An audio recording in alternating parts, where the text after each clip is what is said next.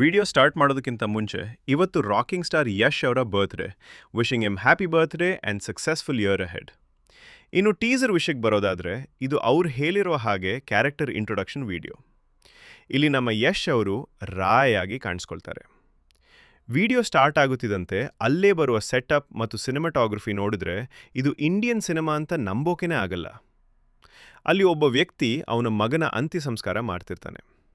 ಬಹುಶಃ ಅವನನ್ನು ನಮ್ಮ ಹೀರೋ ರಾಯ್ನೇ ಕೊಂದಿರ್ಬೋದು ಅನ್ನೋ ಫೀಲ್ ಬರ್ತದೆ.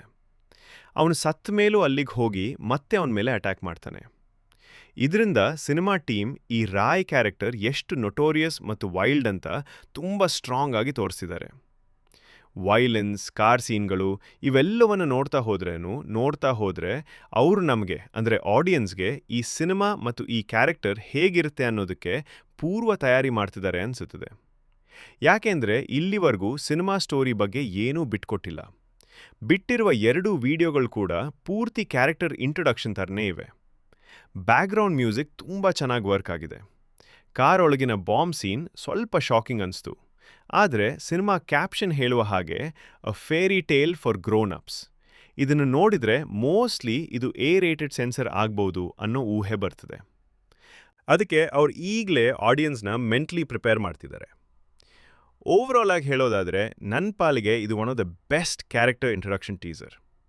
ಈ ಸಿನಿಮಾದಲ್ಲಿ ದೊಡ್ಡ ವುಮೆನ್ ಸ್ಟಾರ್ಸ್ನೂ ಕಾಸ್ಟ್ ಮಾಡಿದ್ದಾರೆ. ಅವ್ರ ಕ್ಯಾರೆಕ್ಟರ್ ರಿವೀಲ್ ಪೋಸ್ಟರ್ಗಳು ತುಂಬ ಚೆನ್ನಾಗಿವೆ. ಇನ್ನೊಂದು ಇಂಟ್ರೆಸ್ಟಿಂಗ್ ಪಾಯಿಂಟ್ ಅಂದರೆ ಈ ಸಿನಿಮಾ ಸಿಮಿಲ್ಟೇನಿಯಸ್ ಆಗಿ ಕನ್ನಡ ಮತ್ತು ಇಂಗ್ಲೀಷ್ನಲ್ಲಿ ಶೂಟ್ ಆಗ್ತಿದೆ. ಅಂದರೆ ಔಟ್ಸೈಡ್ ಇಂಡಿಯಾಗೂ ಟಾರ್ಗೆಟ್ ಮಾಡ್ಕೊಂಡು ಸಿನಿಮಾ ಮಾಡಿದ್ದಾರೆ.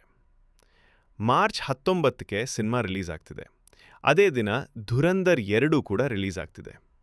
ಮೋಸ್ಟ್ಲಿ 2 ಸಿನಿಮಾಗಳಿಗೂ ರೇಟೆಡ್ ಸೆನ್ಸರ್ ಬರ್ಬೋದು. ಹಾಗಾಗಿ ಇಂಡಿಯನ್ ಸಿನಿಮಾದ one of the big clash ಆಗಿರಲಿದೆ. ಆದರೆ ಸಿನಿಮಾ ಲವರ್ಸ್ಗಳಿಗೆ ಆ ದಿನ ಪಕ್ಕಾ ಹಬ್ಬನೇ. ಇದು ಟಾಕ್ಸಿಕ್ ಬಗ್ಗೆ ನನ್ನ ಒಪಿನಿಯನ್.